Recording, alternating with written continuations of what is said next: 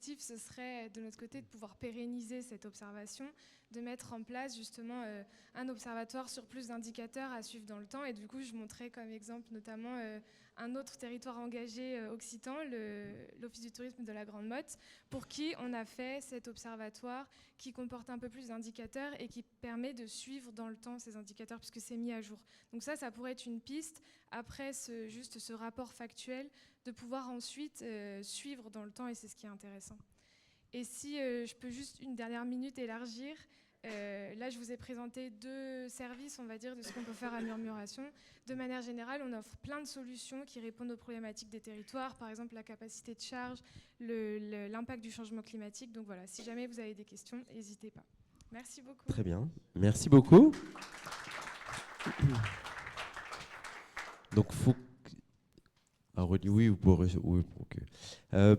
Donc, on va passer à quelques questions dans la salle. Moi, déjà, peut-être une petite première réflexion. Donc, cet outil a permis de faire des éléments de diagnostic pour le processus de candidature. Et après, ça peut être une pilotage de Green Destination pour la suite et par rapport aux mesures des actions mises en place. Oui, c'est ça. C'est un peu l'objectif d'avoir un outil qui permette de suivre. Je crois qu'en plus, c'est valorisé dans le cadre de Green Destination, de pouvoir suivre ces indicateurs dans le temps et justement de l'inclure dans la stratégie touristique, dans la prise de décision. Ça, c'est notre objectif à terme, que ce soit vraiment utile et pas juste de la donner pour faire joli, quoi. Très bien. Y a-t-il des questions? Oui, une question. Ah, Robin, plus tard. Ah, merci Alicia. Bonjour à tous. Je suis Patrick, je travaille chez Morbihan Tourisme et on s'engage depuis l'année dernière dans une démarche de labellisation Green Destinations. Donc je suis plutôt sensible à ce que vous venez de dire. J'ai plusieurs questions, j'en ai au moins 2 rapides, disons. La première, c'est est-ce que vous avez un historique des données qui permet de mobiliser des données rapidement éventuellement? Et la deuxième, c'est ça coûte combien? Alors, La première, c'est facile. La deuxième, je ne sais pas. Sur la première question, oui, on a un historique. Ça va dépendre des indicateurs, mais pour la plupart du temps, on peut remonter, on va dire, début des années 2000. Donc après, on perd en précision parce que les technologies spatiales n'étaient pas les mêmes avant. Mais on va dire, si on veut, depuis 2015, on peut avoir des choses très, très correctes. Voilà. Il y a une partie de modélisation qui est très, très intéressante, en tout cas, et effectivement, avec une donnée de plus en plus précise aujourd'hui avec la qualité des satellites. Oui, il s'améliore. Il y a même des satellites qui sont haute résolution au centimètre. Bon, s'il n'y a pas de cas d'usage, c'est peut-être pas utile, mais voilà. Et sur la deuxième question du prix, ça dépend, on va dire. En fait, c'est pas si cher que ça, puisque la donnée qu'on utilise, la donnée est gratuite en fait. C'est des satellites européens, donc on ne va pas payer la donnée. Ce que nous, on vend, c'est cette expertise du traitement de la donnée, de la spécification sur votre territoire. Donc on va dire, par exemple, pour le Tarn, on était aux alentours de 2 000 €, il me semble. Voilà. Et après... Combien, Rally 2400. Donc voilà, ça c'était un exemple pour un rapport, voilà. Mais après, si vous voulez un tableau de bord avec plus d'indicateurs, etc., voilà, le prix varie un peu. Je dirais aux alentours de 5 000 €, ça va dépendre du nombre d'indicateurs et de la taille géographique aussi. Donc Matuta, vous avez ses coordonnées. Alors, voilà. Ce que je propose, donc, elle a un espace, un stand. Au moment de la pause déjeuner, je vous invite, si vous avez une question, mais je vous invite à aller voir Matuta. OK ? Super. Merci. On va le poser là. Voilà, merci. Je vais inviter maintenant Laurent Boucra. Donc là, on va être dans l'observation, mais l'observation d'autre chose. L'observation, la perception des clientèles. Ça va faire beaucoup de sens par rapport à la plénière qu'on vient de voir. Laurent, je te laisse la parole. Bonjour à tous, je suis Laurent de Greencast, l'Observatoire du tourisme durable. Je travaille dans l'agence Raccourci, qui est leader en France sur les sites internet de destination et plusieurs outils d'ailleurs au service de destination. Et donc on a eu la demande de beaucoup de destinations de mieux qualifier la demande des hébergeurs, des restaurateurs, des prestataires d'activités sur des critères de durabilité. T'as une zapette sinon. Oui. Un voyageur sur 2, on s'en est rendu compte, en fait, il va parler de tourisme durable. Alors jamais le voyageur il va utiliser l'expression tourisme durable. Par contre, il va parler de mobilité douce, il va parler d'alimentation locale ou bio, il va parler d'économie circulaire, il va parler de biodiversité, il va parler des déchets, il va parler de la gestion de l'eau, il va parler de l'énergie. Donc on s'est dit comment on fait pour, alors qu'il y a moins de 1% de l'offre touristique en France qui est dans une démarche de label environnemental, pour accompagner les destinations à observer tous ceux qui font quelque chose, même s'ils ne sont pas labellisés, ceux qui font rien, il y en a aussi, ceux qui greenwash, il y en a très très peu. Comment observer tout ça à partir de sources d'informations et de data qui n'existaient pas jusqu'à présent.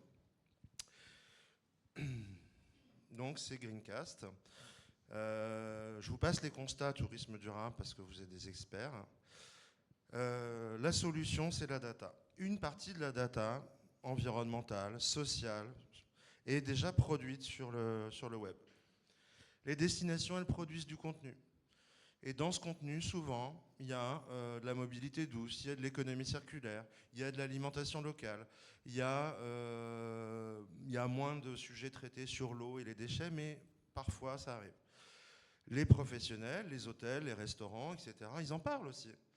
Les hôtels, ils disent s'ils ont un petit déjeuner bio, ils disent s'ils ont des mousseurs sur les robinets, enfin, ils oublient de le dire aussi. Ils disent tout un tas de choses de ce qu'ils font sur la partie environnementale. Et puis les voyageurs. Les voyageurs, ils sont très très bavards, ils racontent absolument tout, et de plus en plus. Et sur tout un tas de sites. Et pratiquement en temps réel. Et donc ça, c'est un matériau énorme pour pouvoir analyser ce que raconte l'industrie, ce que racontent les destinations, ce que racontent les professionnels et comment c'est perçu par les voyageurs. Donc Greencast, c'est vraiment cet outil-là. C'est de l'analyse massive en temps réel de tous les contenus produits à l'échelle d'une destination. Donc ça se fait avec l'IA, le machine learning. On intègre dans notre outil tous les critères des labels qui sont déjà obtenus par les hôtels, les restaurants, les prestataires d'activités, voire d'autres sources d'informations. Certains vont travailler avec l'Uniwave, certains vont travailler avec Too Good To Go pour les invendus du petit déjeuner, certains vont être déjà bien décrits sur les plateformes d'État accès libre en termes d'accessibilité PMR. Donc en plus des labels, on observe tout un tas d'autres sources d'informations. Le machine learning, donc là on a des data scientists qui apprennent à la machine à détecter qu'un mot, un fragment correspond à telle thématique ou critère environnemental. Et donc on va proposer un score par thématique et un score global par établissement.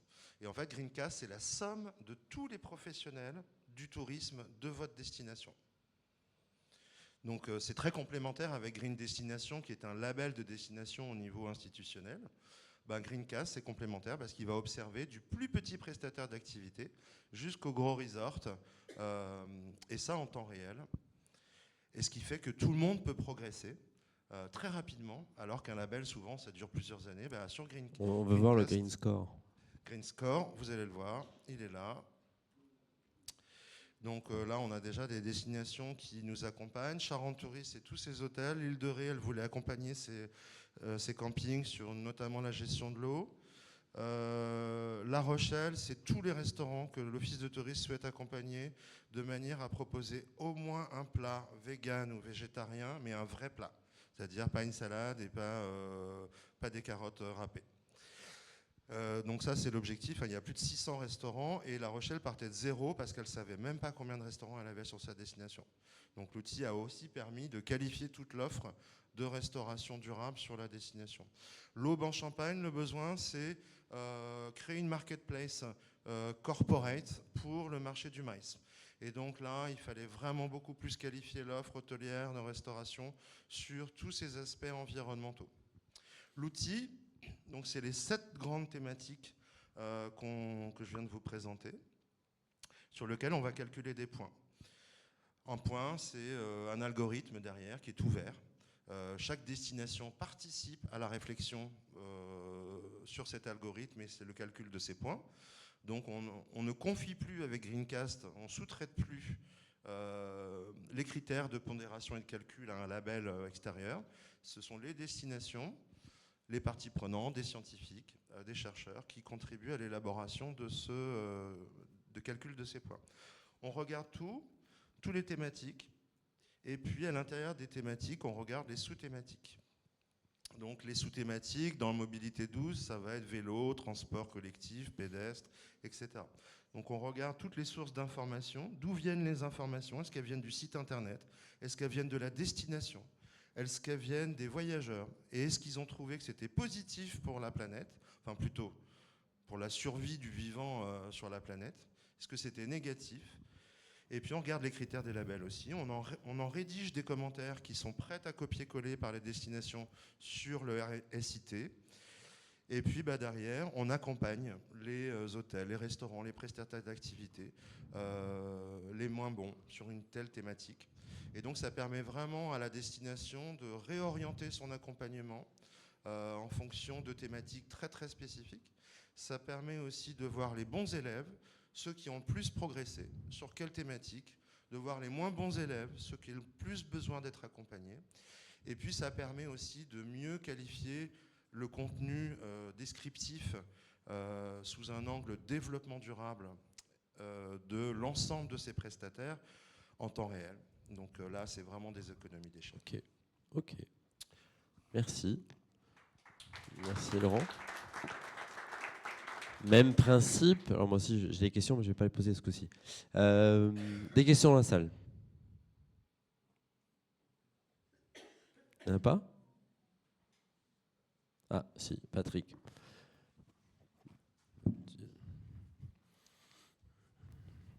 C'est histoire de jouer l'interaction. Merci. Mais je suis vraiment intéressé par le. J'ai vu juste une partie mobilité sur l'hôtellerie et je me demande bien comment ça peut fonctionner. Et pareil pour le calcul du CO2.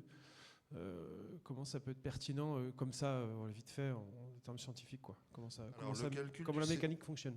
Le calcul du CO2, pour nous, ça va être une source d'information. Donc, des hébergeurs qui auraient fait leur bilan carbone et qui auraient accepté que cette information soit publique, la destination retrouvera cette information sur sa plateforme et pourra choisir de communiquer là-dessus. Si l'hôtel ou le restaurant il a fait son étiquette environnementale de type ABCDE, pareil. Et si l'hôtel accepte, parce que souvent c'est des informations qui, quand ils ont A, B ou C, ils acceptent de partager l'info, mais quand ils sont E, c'est beaucoup plus rare. Donc on est aussi tributaire sur certaines sources, sur certains labels privés, on va dire, notamment sur le CO2. De la quantité d'hébergeurs qui ont fait déjà cette démarche-là. Donc bien sûr, plus cette information-là sera disponible, plus nous, on aura accès, on la redonnera ensuite aux destinations voyageurs. Et sur la mobilité... Juste, du coup, le score, c'est moins la performance en termes d'émissions que finalement la performance en termes d'affichage. Alors, c'est la détection des actions environnementales et la détection de la communication, parce que nous, on va scraper de la data sur Internet, donc c'est essentiellement des signaux de communication. Donc tout est de la communication au final et de la sensibilisation. Est-ce que l'hébergeur ou le restaurateur il a fait une rénovation profonde de son bâtiment? C'est rarement une information disponible de manière publique sur Internet. Donc ça, il faudrait aller chercher d'autres sources d'informations pour avoir son DPE, pour avoir la date de sa rénovation profonde.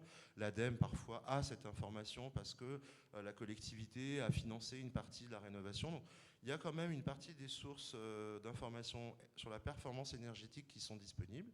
Et puis sur la mobilité, c'est assez facile. Souvent, les hôtels décrivent très bien comment on peut venir en avion, le parking, comment venir en voiture, mais oublient souvent de décrire comment venir en mobilité douce, comment venir en train, est-ce qu'on peut louer un vélo sur place, est-ce qu'on peut covoiturer à partir ou à destination de. Donc là, c'est un outil de détection de tous les axes d'amélioration en termes de mobilité à l'échelle d'une destination, mais pas que pour les professionnels. Aussi, très souvent, la destination sur son SIT a complètement oublié de décrire les accès mobilité douce vers ses propres professionnels. Donc c'est vraiment dans les deux sens. Très bien, merci. Ce que je propose, c'est que vous alliez voir Laurent au moment de la pause déjeuner. Voilà. La question est courte? Et la réponse sera courte? J'en suis pas sûr. Euh, non, juste une question. On est aux prémices de tout ça. Et la question que je me posais, là, vous avez bien décrit la façon dont vous allez chercher, picorer un petit peu toutes les données à différentes sources. Et la question que je me posais, c'était l'importance du data pour assurer des réponses fiables. Si vous aviez un data suffisamment important pour donner des analyses fiables. Au moment où on se parle, je ne vous dis pas demain ou après-demain. Sur un restaurant moyen, par exemple, on va collecter une quantité d'informations pour l'instant qu'aucun autre. Enfin, on ne se compare pas à des labels ou à des systèmes d'information, mais qu'on ne trouve pas ailleurs. Donc sur un hôtel moyen, on va avoir à peu près 5000 fragments qui correspondent à des sujets sur l'environnement, la biodiversité, etc. Donc, c'est quoi un fragment? Un fragment, c'est des mots à l'intérieur d'une phrase, d'un paragraphe, etc., qui expriment quelque chose sur la biodiversité, la mobilité douce, etc. Donc, même sur un petit meublé saisonnier qui serait ouvert que d'avril à octobre, on va avoir des choses. Et puis, on va avoir des choses sur ce qu'il raconte, sur son descriptif. On va avoir des choses sur ce qu'en disent les voyageurs. Et puis demain, avec l'IA, on verra les photos. On saura, à travers des photos, analyser aussi beaucoup d'autres choses. Donc je dirais que l'avantage de l'IA, c'est que ça va vite. Ça ne donne pas l'exhaustivité des démarches environnementales qui auraient pu être produites. Mais c'est une première photo qui permet ensuite d'aller accompagner vers des labels, des labels de destination, etc. C'est une première grosse photo massive à l'échelle d'une destination. Mais je pense que c'est bien, c'est d'aller le voir. En plus, il y a Léo qui est là, mais voilà, il y aura des éléments peut-être techniques de démonstration. Effectivement, là, il faut peut-être aller derrière la machine pour voir comment ça marche. Et je peux... Aujourd'hui, on collecte 50 millions d'avis dans notre base sur des établissements globalement en francophonie. France, Belgique, Suisse. 50 millions. Très bien. Merci. Voilà, donc merci beaucoup. Donc nous allons passer à un des premiers applicatifs. Là, vous allez voir, il y a 3 sujets sur l'eau. Donc déjà, le premier, donc, à travers donc, Aquatech Innovation. Donc Geneviève, tu vas nous présenter au moins 4 cas d'usage. À vous, évidemment, de vous projeter, soit pour l'accompagnement de vos professionnels ou pour vos équipements, parce que tu travailles aussi directement avec des destinations qui gèrent des campings, qui gèrent des équipements. Voilà, tu vas tout nous expliquer. Que privé. Tiens, je te le donne à Zapette, à toi de jouer. Donc, bonjour à tous, je suis en effet Geneviève Marais. La société Aquatech Innovation est basée dans la métropole de Montpellier et nous sommes engagés dans la préservation de la ressource en eau et on s'est spécialisé tout particulièrement sur la cible touristique. Savoir que le tourisme génère des fluctuations de population très importantes à un endroit donné et forcément la consommation est donc extrêmement importante sur ces sites-là. Pour nous, ce qu'on va appeler une cible touristique, ça va être souvent des hébergeurs tels que des hôtels, des campings, des ports, souvent des sites qui sont dans des milieux très contraints et qui vont avoir des besoins spécifiques. Alors on a une proposition de valeur qui est en plusieurs temps parce qu'on va remplir l'intégralité des besoins sur un établissement pour pouvoir répondre à ces différentes problématiques. Alors autant sur des sujets de consommation d'eau, donc dans le but de faire des économies, mais aussi dans son engagement par rapport à une pollution qu'il pourrait faire éventuellement avec les eaux usées qu'il produit. Donc cette proposition de valeur va commencer par avant tout un audit qui va consister à étudier avec la personne, le professionnel, à comprendre sa connaissance de l'eau sur son établissement. Ensuite, des solutions opérationnelles qui sont intégralement déployées dans nos ateliers qui sont à Montpellier. Il faut savoir que nous sommes une société innovante, nous déposons des brevets et nous sommes spécialisés avec une équipe d'ingénieurs de l'eau et d'ingénieurs informatiques pour apporter des solutions qui n'existent pas sur un marché qui est en demande. Et pour finir, comme je vous l'ai dit, Aquatech a des professionnels autant d'ingénieurs de l'eau que d'ingénieurs informatiques. On a trouvé l'enjeu d'avoir un outil de pilotage qui va permettre à ces professionnels de pouvoir piloter l'ensemble de leurs installations qui concernent l'eau pour comprendre comment ils consomment l'eau avec l'outil que l'on appelle Aquadata. Donc avant tout, pour commencer, l'enjeu de l'eau commence sur la production de l'eau. Il faut savoir que quand vous êtes dans un bâtiment, vous produisez des eaux usées. Dès l'instant que vous êtes dans une ville, vous êtes raccordé au réseau de la ville. Mais vous prenez un port, par exemple, la difficulté, c'est que l'eau usée est à bord du bateau. Notre enjeu va être d'aller chercher les eaux usées à bord du bateau et de les ramener soit au réseau de la ville, soit, comme on le voit à côté, sur une station d'épuration que l'on a mis flottante, qui est, elle, brevetée, avec une solution technique qui va permettre de gérer l'intégralité de la solution avec du traitement biologique, donc sans impact sur l'environnement. Donc, concrètement, ça veut dire qu'à Neuilly-sur-Marne, vous voyez là l'applicatif, le plaisancier connecte à un point de collecte son bateau au niveau des eaux usées. Il prend son téléphone portable pour pouvoir enclencher le mécanisme et en quelques secondes, il va vider la cuve qui est à bord. Dans le cadre de Neuilly-sur-Marne, vous avez l'équipement qui est donc relié à une station flottante qui va permettre de rejeter dans la Marne sans aucune pollution. Et ça a permis à la Marne de pouvoir développer un point plage qui se trouve juste à proximité. Et cette plage baignade va ouvrir pour l'année prochaine. De même, on a sur Porto Vecchio la chance de pouvoir annoncer, Emmanuel, je crois que tu viens de l'apprendre également, on vient d'être lauréat de l'équipement du port de Porto Vecchio, qui est un programme d'entièreté de la réfection du port. C'est un projet à plus de 150 millions d'euros, qui va être un projet emblématique au niveau de l'Europe. Et nous allons intervenir pour faire en sorte que ce port puisse être durable, à savoir les eaux usées des bateaux vont être gérées par notre système. Ensuite, l'un de nos équipements majeurs que nous avons, c'est l'Aquapool. L'Aquapool est un système de recyclage des eaux usées des lavages de piscine qui va tout simplement permettre à l'opérateur, quand il fait son nettoyage de piscine, au lieu d'emmener les eaux usées du nettoyage de filtre à l'égout comme ils le font habituellement, de récupérer dans ces eaux dans les cuves de collecte et ensuite de passer par notre équipement Aquapool pour pouvoir remettre ces eaux dans le bassin lui-même. C'est un produit qui est assez révolutionnaire dans la matière. On a été leader sur le marché. Il faut savoir qu'il a aussi, lui, un brevet. On est accompagné par l'État sur ce genre de principe et nous avons installé déjà cet équipement dans plusieurs campings et porte ses fruits et permet de faire justement des économies considérables puisqu'on va récupérer à peu près 80% de ces eaux de lavage de filtre. Il faut savoir qu'une piscine, chez des professionnels, c'est pas comme le particulier, il est contraint par des normes ARS et ça peut être des volumes qui vont être jusqu'à 80-100 mètres cubes par jour qui vont jeter dans les égouts. Donc c'est des volumes très importants dont les récupérer permet des grandes économies. Vous avez là quelques exemples, je vais peut-être passer rapidement, mais on a été accompagné par Atout France qui a voulu déployer cet équipement qui est très présent dans les Pays de la Loire en l'occurrence, parce qu'ils nous ont accompagnés. On se rapproche du Morbihan. Ils nous ont accompagnés pour développer notre gamme, en fait, qui à l'origine était prévue que pour les très grands espaces aquatiques. Et l'hôtelier de plein air, ayant des grands enjeux, nous a encouragés à développer une gamme qui aujourd'hui est composée de 3 aquapools, donc petits, moyens et grands bassins. Ensuite, l'aquariouge, je pense que c'est un sujet qui pour tout le monde, c'est palpable. Vous savez qu'aujourd'hui, dans les toilettes, c'est de l'eau potable que nous avons au niveau des chasses d'eau. Et bien, depuis la réglementation de juillet 2024, c'est-à-dire l'année dernière, c'est tout récent, la France va pouvoir enfin se mettre dans le chemin comme ses voisins et de pouvoir recycler les eaux usées. C'est ce que va faire l'Aquariuse.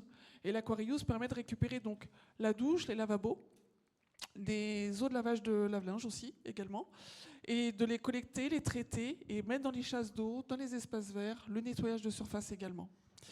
Et de même, je suis ravie de pouvoir dire que nous allons équiper un petit bâtiment qui n'est pas très loin d'ici, qui est quand même le bâtiment de Veolia. Donc pour nous, c'est pas rien, puisqu'on équipe leur bâtiment d'une solution qui va être installée le mois prochain, mois d'octobre. Parfait. C'est tout bientôt. Merci pour ces cas d'usage. C'est bon. Le dernier qui est important pour nous, Emmanuel, comprendre sa consommation. On sait qu'on ne peut pas agir si on ne comprend pas comment on consomme.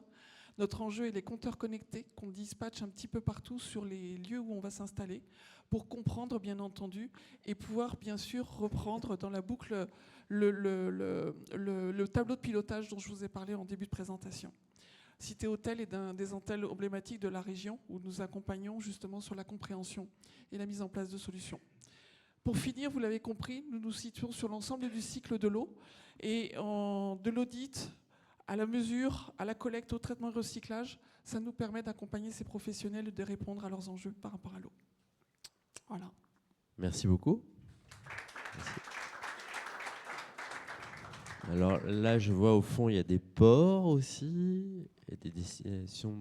Monsieur était du port de Bordeaux, c'est ça, tout à l'heure vous avez Morbihan, dit Morbihan, c'est Patrick. Okay. Morbihan.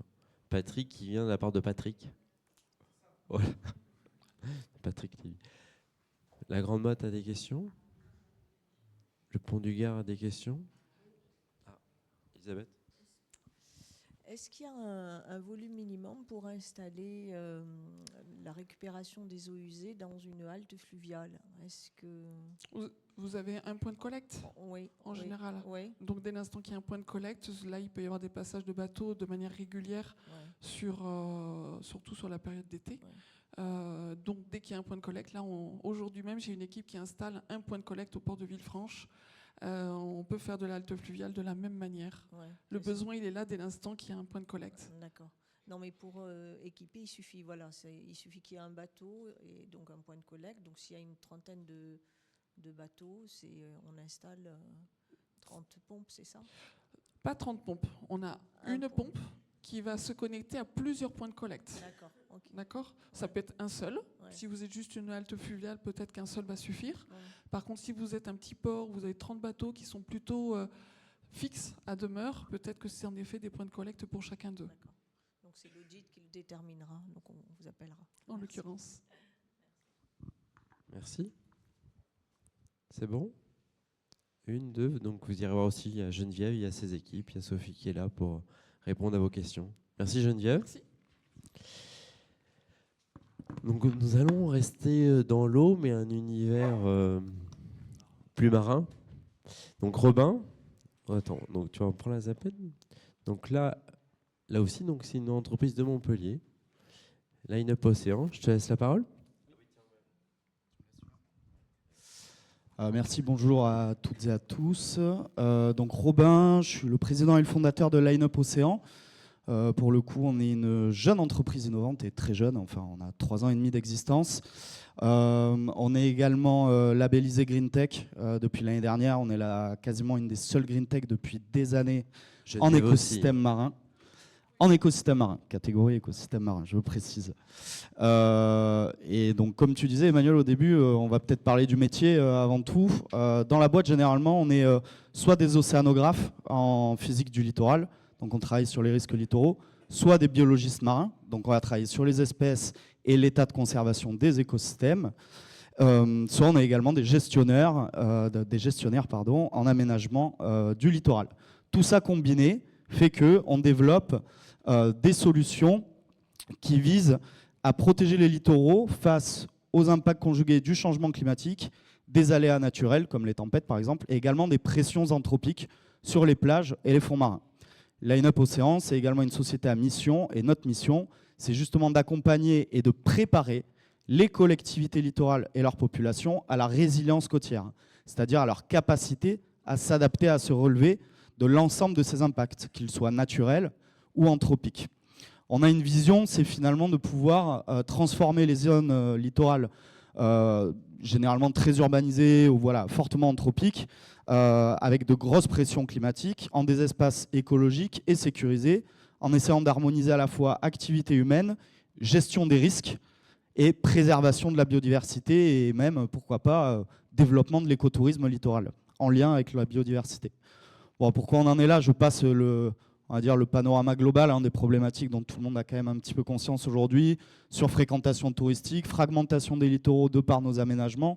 C'est important de se rappeler que quand on construit un port, une infrastructure côtière, des résidences, que sais-je, une zone industrielle, on va construire à la place d'écosystèmes naturels. Ces écosystèmes, ils sont détruits pour toujours, à part si on renaturalise complètement la zone et qu'on retrouve l'écosystème de base. Mais c'est très compliqué. Donc ce qu'on va faire, c'est qu'on ne va pas forcément restaurer l'écosystème, on va réhabiliter des fonctions écologiques. C'est-à-dire que par exemple, quand vous avez des quais de ports qui sont complètement lisses, qui sont des grosses structures monolithiques, finalement vous avez des espaces qui sont peu propices à la vie. L'idée, ça va être de les complexifier, de rajouter des éléments 3D, de rajouter des habitats pour les poissons. Bon, en gros, c'est ce qu'on fait chez Line Up, et notre métier, du coup, c'est de mettre l'éco-conception au service de l'aménagement durable des littoraux pour répondre aux problématiques de tourisme, d'aménagement des zones côtières, des ports, de gestion également de la qualité de l'eau, mais pas directement, plutôt en indirect via des espèces clés, comme les moules, les huîtres, des espèces ingénieurs qui vont filtrer naturellement, et également tout ce qui est problématique d'ancrage et de mouillage, qu'ils soient sauvages ou non, pour les navires, mais également pour tout ce qui va être, par exemple, base nautique, en zone côtière et également en zone fluviale. Ce qu'on développe, c'est des récifs, clairement, qui ont, on va dire, 3 gros piliers d'innovation. Le premier, c'est le biomimétisme. On va chercher à mimer ce que la nature a créé de mieux depuis 3,8 milliards d'années, en termes de rugosité, de porosité, de forme, de design. On va également ensuite rentrer dans une démarche d'éco-conception pour avoir un cercle, on va dire, vertueux de production et de cycle de vie du produit. On va produire, par exemple, on a développé notre propre matériau qui est un mortier. On va imprimer ces récifs-là par impression 3D grande échelle avec le premier mortier à base de coquilles d'huîtres dans le monde. On va également avoir toute une approche d'optimisation, de design, donc à la fois technique mais également économique, c'est-à-dire qu'on maîtrise bien les coûts sur des grandes échelles pour avoir un maximum de volume et un maximum d'impact. Essayer d'avoir des designs toujours sympas qui peuvent s'intégrer au paysage marin et surtout qui réhabilitent, comme je vous l'ai dit, des fonctions ou des services écosystémiques qui sont clés dans les zones touristiques. Un de nos cas d'usage sur lequel on a bossé quand même pendant pas mal d'années, alors qui n'a pas encore vu le jour, on croise les doigts pour que ce soit le cas bientôt, je salue la Grande Motte au fond, c'est le musée sous-marin de la Grande Motte en fait. Voilà. L'idée c'était de dire finalement, à travers de nouveaux ouvrages bio-inspirés, on va pouvoir offrir une solution à la fois pour dynamiser l'activité plongée sur le territoire, tout en participant à une gestion plus concertée du territoire, puisque là l'idée c'était de donner finalement la gestion du site au club de plongée et également gérer des pressions type chasse sous-marine, pêche, sur des zones qui étaient de base sanctuarisées mais non respectées. Voilà. Donc ça c'est un type d'application qu'on aime bien et qui pourrait tout à fait se dupliquer à chaque ville côtière. Imaginez que demain, chaque ville côtière ait son propre musée sous-marin. Finalement, ce sont des projets type un petit peu signature qui permettent pas forcément de répondre au cahier des charges Green Destination, mais au moins de vraiment engager des projets concrets dans la feuille de route suite à l'obtention du GD. L'idée, c'était d'en faire un lieu de baptême et de baptême de plongée et de snorkeling, voilà, entièrement géré par les clubs, en visant des habitats spécifiques aux espèces de la Grande Motte et recréer de la connectivité. Donc c'est vraiment co-usage entre finalement activité de pleine nature, gestion de l'espace territorial et préservation de la biodiversité locale. Globalement, l'essentiel, alors je passe les détails, on pourra se voir sur le stand après, mais globalement, nous, ce qu'on fait, c'est qu'on a un process très simple. Un site, ça se caractérise de manière très transversale, en termes d'océano, en termes de biologie, en termes de gestion, en termes d'usage. Donc déjà, on va caractériser le site, ça c'est des études de faisabilité ou des études d'avant-projet, ou en tout cas poussées. On va concevoir, éco-concevoir des solutions sur mesure, copiloter la production et l'immersion des solutions, les gérer et les suivre, parce qu'on a quand même pas mal de plongeurs professionnels dans la boîte, et également ensuite valoriser les résultats avec les suivis environnementaux, donc qui peuvent être réalisés par nos soins ou par des tiers indépendants, tout dépend de l'objet du projet, et qu'on peut porter ensemble, alors seul ou à plusieurs en fonction de la taille, du volume en tout cas de travail à effectuer. Voilà, et comme je le disais au début, finalement, c'est des verticales qui aujourd'hui se diversifient de plus en plus.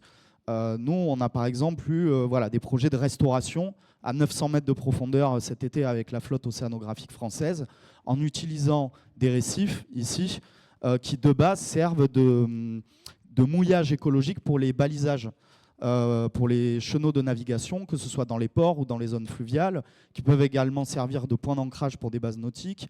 Enfin voilà, les applications sont assez variées. Et dans un contexte, on va dire, de changement climatique et de changement sociétal, la résilience, elle n'attend pas. Et on est à votre écoute si vous avez des projets. Voilà. Merci Romain. Merci beaucoup.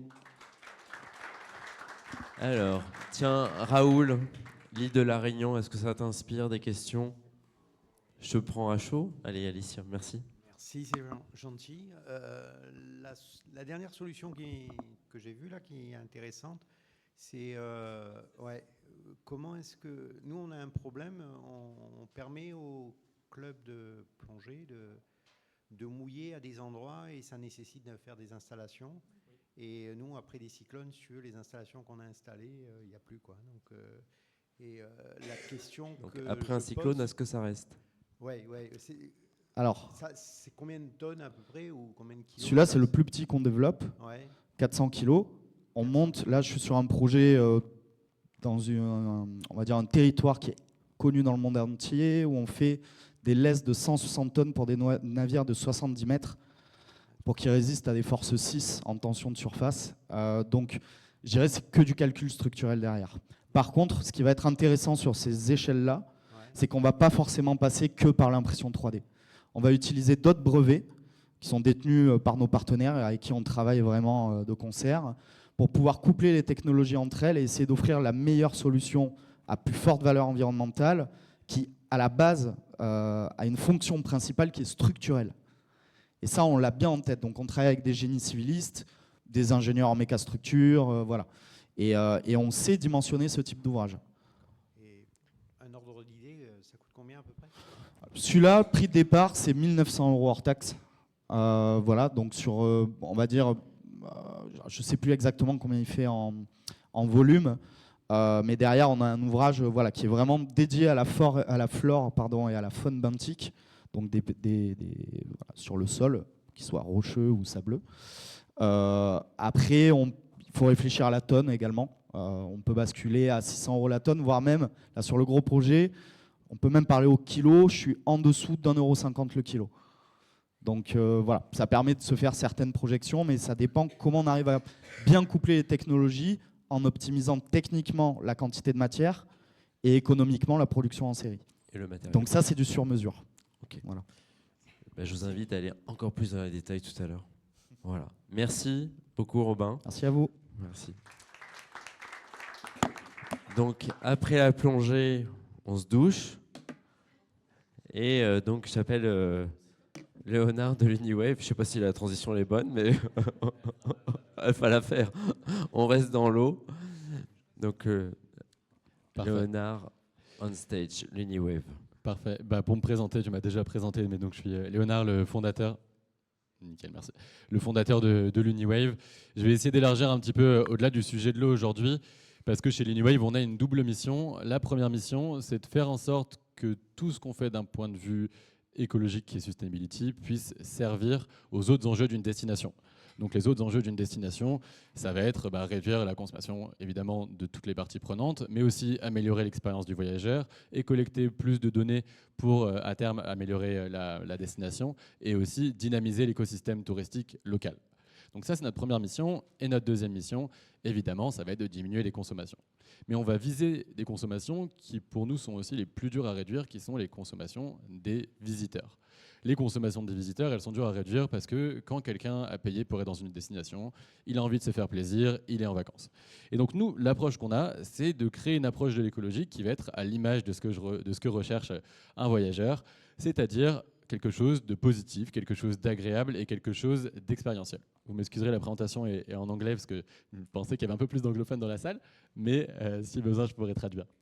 Et donc pour faire ça, on a une approche qui est toute simple, c'est de venir valoriser et récompenser les économies plutôt que de punir et de culpabiliser sur les consommations. Donc vraiment de retourner l'approche initiale et d'en faire quelque chose de positif. Alors, comment est-ce que ça se concrétise?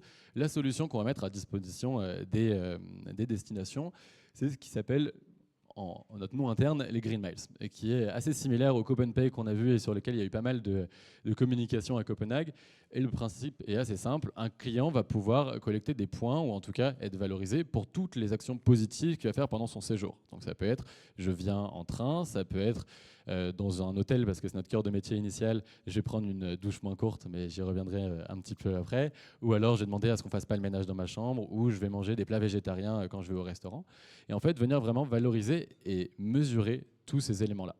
Et derrière, de pouvoir être récompensé pour tous les points qu'il a collectés. Donc pouvoir échanger ces points contre une entrée gratuite dans un musée, contre un billet de tram ou de métro à prix réduit, ou une réduction sur la prochaine fois que le voyageur va venir pour aussi fidéliser sur une destination, ou alors plein d'autres cas qui peuvent être des dons à des ONG, majoritairement locales évidemment, ou des accès à des éléments exclusifs propres à la destination.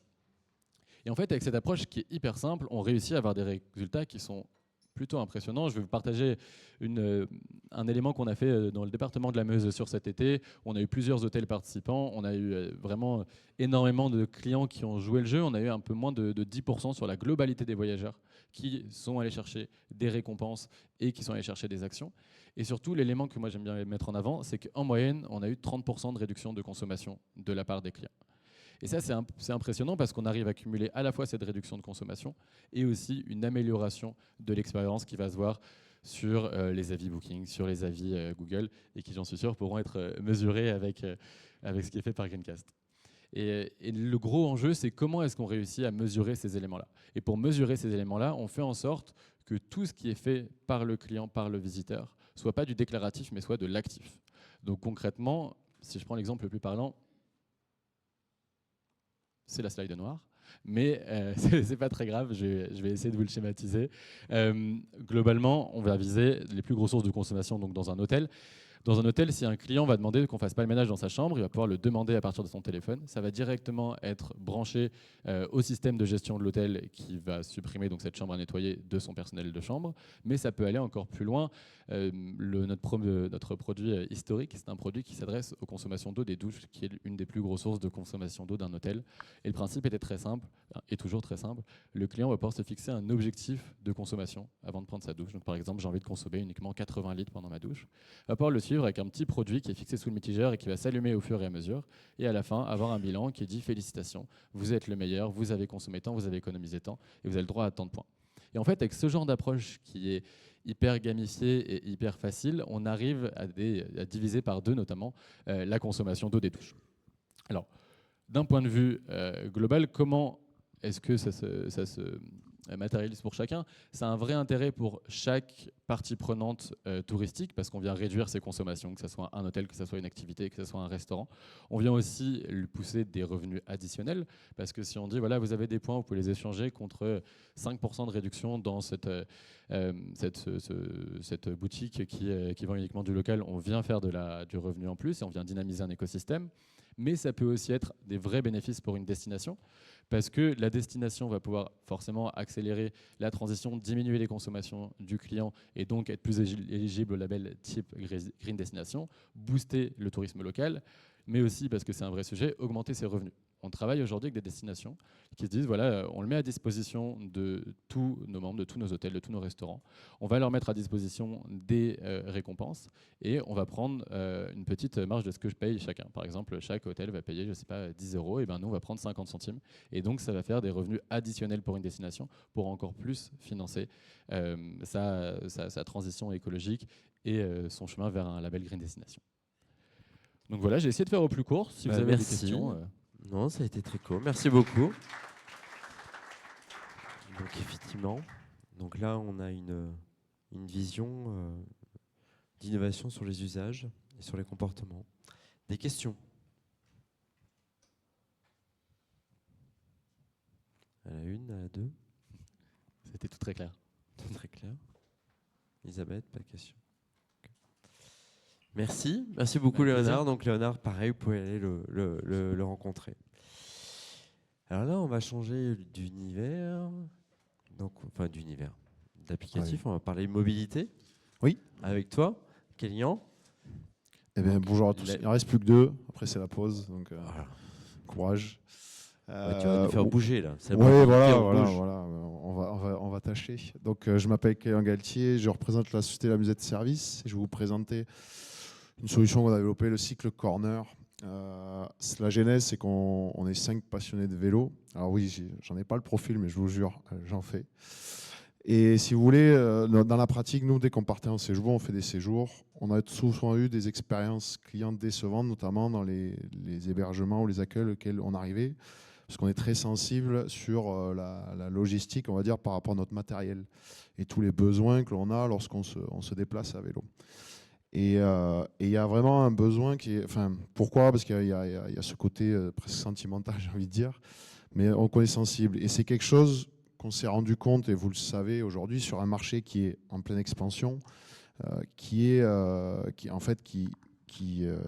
comment dire, on n'est pas les seuls dans ce cas-là, avec une fréquentation, enfin avec l'arrivée du vélo électrique notamment.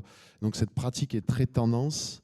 Et professionnaliser l'accueil des hébergements est une solution qui permet d'avoir une attractivité supplémentaire. Et c'est pour ça en fait, on se retrouve face à deux choses, c'est-à-dire d'un côté une clientèle cyclotouriste qui est une clientèle plutôt haut de gamme, qui cherche des services auxquels elles vont être sensibles, et en face de ça, des hébergeurs qui veulent les attirer. Et donc, notre postulat a été de créer une solution pour aider ces hébergements, ou des communautés notamment aussi, qui vont pouvoir répondre à ces besoins. Et c'est vraiment presque un marché sous-exploité aujourd'hui que l'on veut essayer de mettre en place. Donc la solution, c'est quoi? On a fait deux choses, c'est-à-dire un espace physique qui répond à tous les besoins, c'est-à-dire la recharge par exemple, le stockage en sécurité, tous les services annexes comme de la réparation, donc tout ça, centralisé sur un point. Alors ça peut être soit des modules, soit de l'aménagement d'espaces existants. Donc là on gonfle. Ouais, exactement. On peut réparer. Oui. Là on va mettre son matériel. Voilà, matériel. Et là on recharge. On a des porte-vélos, si vous voulez, qui sont assistés, qui permettent à quelle que soit la population et quel que soit le type de vélo, par exemple les vélos électriques à 25 kg, pour les mettre à l'horizontale, c'était impossible. Donc ce système-là permet de les stocker proprement et avec la sécurité qui est attelée, la recharge si besoin. Et combiné à ça, en fait, c'est ce que l'on a développé avec notre site internet, c'est-à-dire que le parcours utilisateur est 100% autonome. C'est-à-dire notre utilisateur va arriver, va pouvoir géolocaliser, donc l'équipement chez qui il est en place, réserver, voir la disponibilité, payer en ligne et recevoir en fait des codes d'accès, un code d'accès qui est personnalisé sur la durée de réservation. Ce qui fait que l'utilisateur va se rendre, va pouvoir avec son code d'accès pénétrer à l'intérieur de l'espace et pouvoir déverrouiller toutes les sécurités intérieures. Et ça, en termes de logistique aussi, c'est beaucoup plus appréciable et c'est un service qui est demandé en tout cas. Ce que l'on a mis en place, du coup, on l'a mis en place chez un camping aujourd'hui, mais on s'est rendu compte que même des collectivités peut-être de plus petite échelle qui veulent être attractives peuvent souscrire à notre solution. Déjà, ça nous a permis, nous, l'application, ça nous a permis de valider en fait tout ce parcours, c'est-à-dire que voir que notre techno fonctionne et qu'il y a aussi la compréhension en fait de l'utilisation de l'espace tel qu'il est. Donc ça a été un positif. Et après, ça a validé notre business model qui était, on est sur du B2B aussi, c'est-à-dire des hébergeurs, des collectivités qui veulent attirer une clientèle cyclotouriste.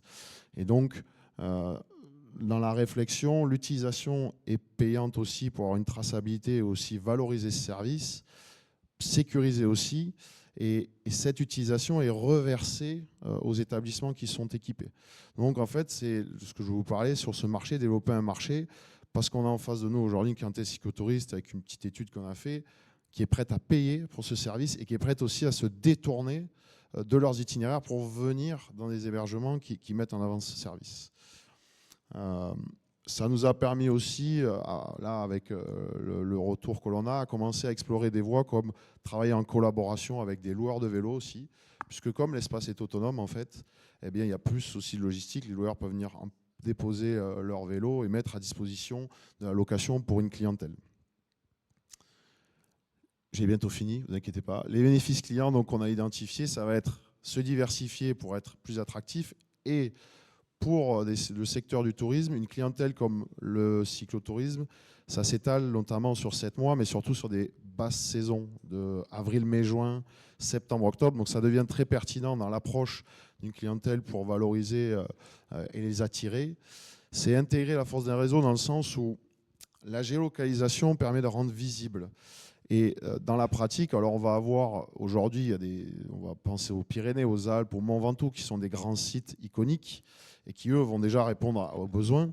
Mais rien que ici, aujourd'hui, vous avez le Pic Saint-Loup, vous avez le Bas des Cévennes, qui sont des territoires à potentiel vélo magnifique. On a parlé du Tarn, je crois. Il y a la Lozère. En fait, ce sont des parcours VTT, des parcours gravel, des parcours de route qui sont presque inexploités et qui pourraient permettre, avec la solution, en fait, d'amener ces populations dans des coins un peu oubliés presque. Donc ça, c'est l'intérêt. L'automatisation fait que aussi, c'est pas une gestion, il n'y a pas de personnel supplémentaire, c'est 24/7. Donc l'outil est autonome et comme je l'ai expliqué, la création d'un nouveau revenu. Et ça augmente la satisfaction client puisqu'en termes de service et d'accueil, c'est de suite valorisant et ça met en avant. Et je crois que je suis Très au bien. bout, j'ai fait Merci. au plus vite. Ah. Il y a une question, Alicia. Oui, vas-y. Oui, bonjour. 3 questions, pardon, hein, d'un Ah, coup. allez. Quelle est l'emprise au sol de l'unité qu'on a vue? Est-ce qu'il y a possibilité d'ajouter, d'une manière ou d'une autre, le renfort du photovoltaïque? Et le modèle économique, est-ce que c'est que de l'achat et de la gestion captive par vous ou pas? Alors, les modules, l'emprise au sol, on est resté en dessous, la première sur le module, on va être en dessous des 20 mètres carrés, donc pour être sous les demandes de permis de construire. Mais on a différents modèles en fait ajustables sur le nombre de places. On fait aussi de l'aménagement d'espaces existants. C'est-à-dire pour que si on a un client qui a un besoin moins important, on peut venir s'adapter. C'est vraiment cet espace physique, ça doit juste répondre à notre critère, ça répond à tous les besoins de tout cycliste. Mais on est adaptable. La deuxième question, c'était le business model, il me semble. Non, c'est photovoltaïque. Photovoltaïque. Oui, c'est possible à la demande du client. On ne s'y est pas orienté aujourd'hui parce que pour 2 raisons. Il y a la consommation qui est à la fois basse parce on n'est que sur de la recharge vélo, mais en instantané, ça peut demander aussi beaucoup. Si on venait avoir tout ce qui se branche dessus. Et aussi sur le coût d'investissement, ça représente aussi un peu, ça monte rapidement quand même les montants. Il y a aussi le principe de stocker les batteries dans l'espace, ça prenait de la place. Donc aujourd'hui, on ne le propose pas, mais ça peut être une réflexion. Encore une fois, on est adaptable et flexible sur ça. Et le business model, alors qu'est-ce qu'il est? Donc c'est sur l'achat, il y a l'achat de l'espace, on va dire. Nous, ensuite, c'est la licence d'exploitation, c'est-à-dire tout le service qu'on met en place via le site internet. Ça, c'est mensualisé. On inclut aussi dedans la maintenance des équipements. Et sur le reversement de l'utilisation du chiffre d'affaires, on va dire d'utilisation, il y a juste une commission qui est prise de notre côté pour couvrir les frais de paiement, les relevés de gestion pour la redistribution, etc. Voilà comment c'est organisé à peu près. Merci. De rien. Merci beaucoup. Merci beaucoup à toi, client. Avec Puis, plaisir. il est pareil, même principe que les autres. Donc, il est sur son espace. Reggie, donc on va passer. Là, il faut que tu rebondisses aussi à ce qu'on a entendu ce matin à la conférence, au Good Travel Experience. Donc, on va parler justement un critère, le critère de l'authenticité qui n'est pas facile à retraduire, à retravailler, mais sur lequel, en tout cas, vous avez une vraie proposition de valeur. Bonjour à tous. Alors, comme je suis le dernier à passer, je vais essayer d'être captivant avant la pause déjeuner. Nous sommes effectivement sur un sujet qui peut intéresser les destinations labellisées Green Destinations, puisque nous travaillons en fait sur une certification qualité des hébergements touristiques. On va rentrer dans le détail tout à l'heure. Nous sommes 2 cofondateurs, Caroline Toriol et moi-même. Caroline est architecte paysagiste des PLG. Elle a œuvré sur Bordeaux et puis sur tous les territoires d'outre-mer avant de s'installer à La Réunion et de développer des projets à la fois publics et privés. Moi-même, je suis ingénieur de formation. J'ai été par le passé dans les services du ministère du Développement durable et notamment j'ai contribué à la création de l'autorité environnementale à La Réunion. Donc, je peux dire que je suis un expert de l'évaluation environnementale des projets urbains. Et aujourd'hui, je suis chef d'entreprise et notamment dans le domaine du tourisme, comme vous l'avez compris. Authentic Score, l'âme des territoires dans chaque hébergement. Qu'est-ce que c'est? Tout procède d'un double constat, mais je vais aller assez vite parce que je suis sûr que vous avez partagé ce constat. Tout d'abord, une forme d'uniformisation dans les lieux d'hébergement touristique, et je suppose que sur l'ensemble des territoires, c'est le cas, vous le constatez. Nous, à La Réunion, c'est très criant. Le deuxième constat, c'est qu'il y a également une montée en gamme quand même des hébergements touristiques, et certains d'entre eux se distinguent par leur ancrage local, leur volonté de transmettre et de faire vivre des séjours immersifs. Malheureusement, ces hébergements-là sont noyés dans un ensemble de propositions dans la distribution des hébergements touristiques. Ils ont besoin de se distinguer, et de se distinguer de manière objective. Nous, on mettrait Ikea plus en métropole que Bali. Tout à fait, ça fonctionne aussi bien, mais effectivement, c'est cette notion de prêt à l'emploi qui est proposée par l'industrie. Alors, je vais vous parler d'un cas d'usage. Alors, nous, je l'ai précise, on est une jeune entreprise innovante, on a tout juste 1 an d'existence et on a été créé à la suite de concours qu'on a remportés en 2024. À La Réunion d'une part, et à l'échelle nationale, nous avons eu le bénéfice de l'accompagnement de Atout France dans le cadre du dispositif AMI, donc innovation touristique et terrain d'expérimentation.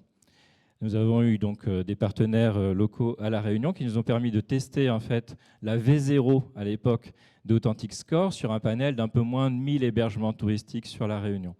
Qu'est-ce que nous avons pu constater en termes d'hypothèses vérifiées? C'est d'une part que la démarche intéresse tous les segments, depuis le gîte rural jusqu'à l'hôtel. Ensuite, nous avons pu également vérifier ce que l'on savait déjà. C'est vrai que spontanément, très peu, c'est juste un petit segment, des hébergeurs touristiques qui spontanément s'engagent dans une démarche authentique. Donc, il y a un enjeu fort d'accompagner, de stimuler, de monter en gamme, de professionnaliser ces acteurs. Et puis, en particulier, dans les 2 segments les plus intéressés spontanément sur la solution, les hôtels, ils sont sur une industrie assez majeure, donc dès qu'il y a un nouveau label, ils peuvent être intéressés. Mais les gîtes ruraux, ce qu'on a vérifié, effectivement, ils ont des trésors dans les mains, des trésors même intergénérationnels. Souvent, c'est la 3e, la 4e, et sans doute sur les territoires qui sont les vôtres, plusieurs générations qui interviennent dans l'activité de l'hospitalité. Et malheureusement, dans la distribution de leur offre, ces trésors-là ne sont pas toujours valorisés. Alors, qu'est-ce que nous proposons? La solution Authentic Score, c'est comment est-ce qu'on peut essayer de traduire de façon objective cette notion de l'authenticité. Alors, nous sommes basés en fait sur une pratique métier. Nous avons été, nous, à la conception de plusieurs dizaines d'hébergements touristiques et nous sommes basés sur cette expérience-là pour identifier 5 thématiques qui nous permettent d'évaluer sur une grille de plus de 100 critères cette notion. Des thématiques, je le précise, qui ne sont jamais appropriées par les certifications existantes, ou très peu. Il y en a quelques-unes, par exemple, si je prends la biodiversité, effectivement, il y a des labels qui peuvent se positionner sur ces sujets-là. Nous avons une manière de les traduire de façon différenciée. Ensuite, sur l'identité et le patrimoine, l'histoire des lieux, l'histoire de ceux qui l'ont conçu, ceux qui y ont vécu, comment est-ce qu'elle est transmise, mais également l'architecture, comment est-ce qu'on perçoit l'hébergement touristique. L'artisanat, c'est à la fois le volume d'affaires de l'investissement, comment est-ce que cette activité a nourri l'économie de proximité, l'économie locale, et fait perdurer les savoir-faire locaux. Ce que nous constatons sur les territoires, je pense vous aussi, c'est une perte aussi de savoir-faire faute de carnet de commandes. L'art, de la même manière, souligner et mettre en valeur les artistes locaux, qu'ils soient connus ou non reconnus, notamment par des œuvres originales qui vont participer de l'identité propre des lieux. Le vivre ensemble. Alors le vivre ensemble, évidemment, pour un Réunionnais, c'est une évidence et on souhaite, nous, le partager au monde, cette notion de comment est-ce qu'on peut respecter la culture locale, comprendre le patois de cette région, avoir connaissance des événements culturels, comprendre et vouloir s'intéresser. L'hébergement peut le partager, le transmettre. 100% digital, 100% humain. Pourquoi? Pour être facile à utiliser et ouvert et disponible. 100% digital, aujourd'hui dans sa V3, Authentic Score, c'est une application web, authentic-score.io. Vous allez pouvoir atterrir sur ce fameux questionnaire de 100 critères et à la fin de l'évaluation, visuellement, vous aurez une modélisation de comment est-ce que vous avez pu être auto-évalué. C'est gratuit. L'hébergeur touristique peut s'en saisir. En faisant ce chemin, il peut comprendre des notions et spontanément identifier des marges d'amélioration. Lorsqu'il souhaitera, le moment venu, obtenir une certification, bien entendu, il s'adressera à notre équipe. On y reviendra. C'est le 100% humain. 100% humain avec 2 rôles, ambassadeur et certifiant. Aujourd'hui, nous sommes présents à La Réunion et nous sommes aussi présents en Nouvelle-Aquitaine. Comment nous procédons-nous? Nous avons 2 rôles que nous attribuons donc à des personnes que nous identifions. Ce sont des personnes qui sont soit comme nous dans le domaine de la conception, dans le domaine du conseil, mais qui peuvent être aussi des acteurs de l'événementiel touristique, de la culture.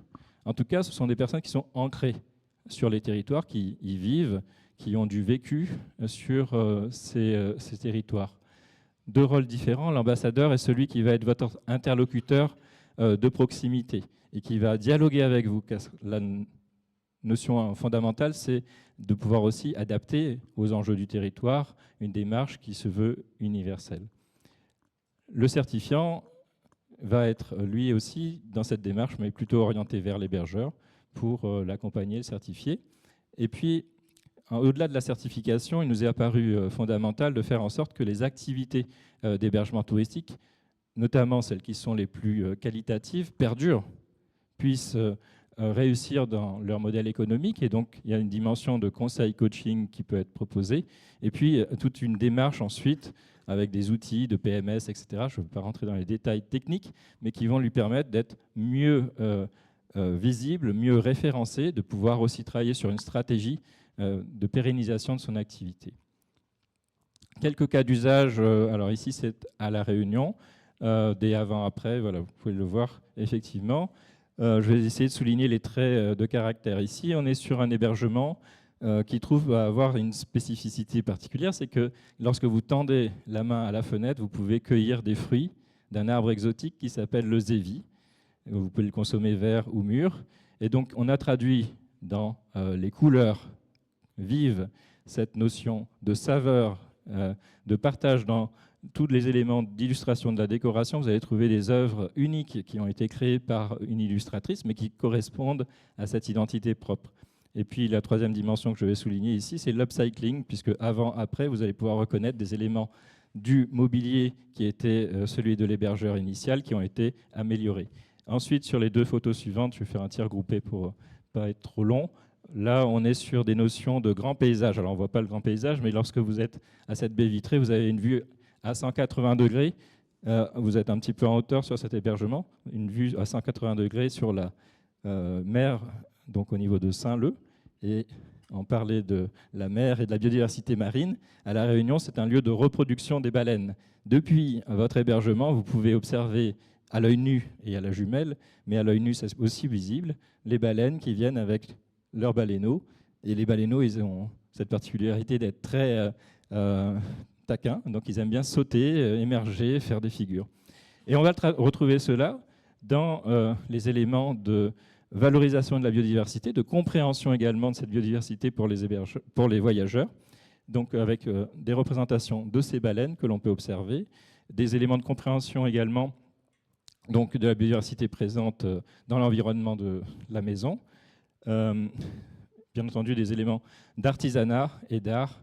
Voilà, 12 photographes qui ont produit des œuvres qui ont été qui illustrent les différents espaces de vie, espaces communs. Sur le Pays Basque, nous avons une ambassadrice, Maïder, qui commence son activité. Donc on n'a pas encore de premier hébergement touristique, c'est tout récent. Mais cette illustration, elle permet de comprendre qu'il y a, ce n'est pas une spécificité de la Réunion. La richesse d'un territoire touristique, ce n'est pas à vous que je l'apprends, bien entendu, elle peut tout à fait se traduire dans ces 5 dimensions.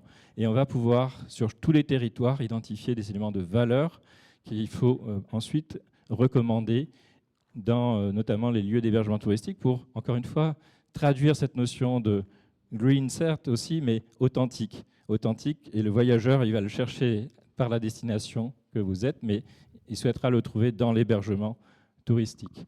En termes d'éléments de valeur, qu'est-ce qu'on apporte pour l'hébergement en lui-même et ce qu'on a pu observer? Aujourd'hui, on a mis en place, et donc vous l'avez compris, on est tout récent, ça fait à peine 1 an, un premier observatoire, parce que les premiers hébergements qu'on a pu créer, on a essayé de mesurer, on mesure donc par des indicateurs le taux d'occupation, le volume d'affaires, etc. Est-ce que lorsqu'on a fait cette démarche de montée en gamme, ça a un effet positif? Les premières constatations, c'est, alors, ce petit panel, 30% d'augmentation de capacité sur l'indicateur de taux d'occupation. Satisfaction voyageur, fierté de l'hébergeur qui peut raconter une histoire réelle et immersive aux voyageurs qui les reçoivent. Valorisation du terroir, bien entendu, puisque vous l'avez compris, dès l'investissement et la montée en gamme, on va s'adresser à des acteurs locaux de proximité qui vont être référencés. Et donc, on va alimenter l'économie locale en circuit court. Bien entendu, pour les voyageurs ensuite qui arrivent, l'hébergeur a accès à une possibilité, une palette d'agenda, d'ateliers d'immersion qui peut proposer notamment chez les artisans ou les artistes lorsqu'ils ont des ateliers qui s'y prêtent. En termes d'enjeux aujourd'hui, pour nous, c'est important de pouvoir identifier nos futurs ambassadeurs. Alors, tout récent, mais on a identifié sur Toulouse, donc on sera présent bientôt dans la région Occitanie, et sur Toulon également, 2 premières personnes ressources qui vont pouvoir être vos interlocuteurs de proximité lorsque nous, on sera à 11 000 km d'ici. La facilitation pour les petites structures, je l'ai dit tout à l'heure, notre solution, elle est gratuite, elle est accessible, donc mieux que mieux, je ne peux pas faire mieux que gratuit. Mais néanmoins, ça nécessite peut-être un accompagnement. Donc c'est aussi le rôle de l'ambassadeur et le rôle des certifiants demain. Je termine donc là-dessus sur cette notion de partenariat. Partenariat, c'est aussi bien les territoires, mais c'est tous les acteurs finalement qui fonctionnent sur le territoire qu'on va vouloir valoriser. Et puis si par hasard dans la salle vous souhaitez devenir ambassadeur d'Authentic Agency Authentic Score, eh bien vous êtes les bienvenus pour échanger et nous rencontrer. Parfait. Merci beaucoup, Raji. Une question, un office de tourisme peut devenir ambassadeur? Tout à fait. Alors, à La Réunion, il se trouve que parmi les ambassadeurs, on a effectivement des personnes qui sont du CRT ou de l'office de tourisme qui se sont manifestées à nous. Et avec toutes les autorisations qui vont bien, ils peuvent tout à fait le devenir. Très bien. Y a-t-il des questions?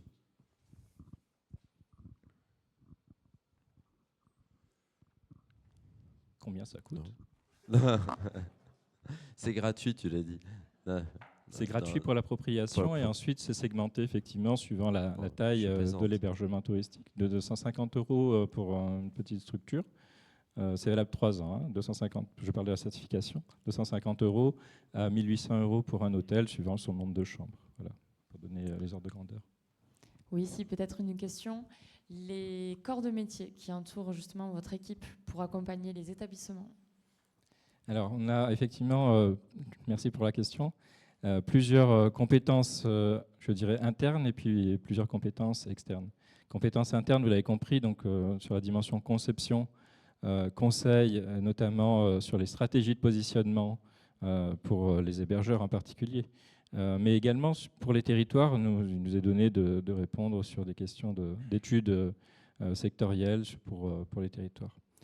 Toujours en interne, ce mouvement, car c'est un mouvement que l'on crée, rassemble de multiples compétences. Les ambassadeurs et les ambassadrices qui nous rejoignent ont par ailleurs des métiers, une expérience différente de la nôtre, je l'ai dit tout à l'heure, dans les métiers de la culture, de l'événementiel également. Et puis des compétences externes qui sont celles de nos partenaires et qu'on va sélectionner, qui vont être notamment autour des solutions technologiques à disposition, sans doute ici de futurs partenaires aussi qui vont contribuer à enrichir les solutions qu'on va recommander aux hébergeurs qui vont être certifiés. Le but de notre approche, c'est véritablement de démocratiser quelque chose qui est devenu pour nous un niveau d'expertise, de le rendre accessible et de penser 360 degrés des besoins d'un hébergeur touristique. Et donc ça peut s'adresser aussi bien sur des sujets qui sont un peu moins sexy, du type fiscalité, du type transmission patrimoniale. J'ai dit tout à l'heure, énormément, notamment les petites structures, sont des structures intergénérationnelles. Et quand aujourd'hui ils sont face à la crise économique, le père ou la mère se pose réellement la question de transmettre un fardeau à ses enfants. Et là où on va intervenir, c'est la capacité à changer le regard, à rendre l'activité réellement rentable, professionnelle, et rasséréner ces familles pour qu'elles perdurent dans leur activité. Très bien, merci beaucoup. Il est 58, donc on a jusqu'à 13h, on est pile poil, Alicia, c'est ça? Ok. Bah, merci beaucoup, donc je vous invite de toute façon, donc on a la pause déjeuner, à rencontrer et échanger avec ces entreprises. Merci beaucoup pour votre attention, pour vos questions. Merci à vous, mesdames et messieurs, pour nous avoir présenté vos très belles solutions et qui contribuent à Green Destination. Merci.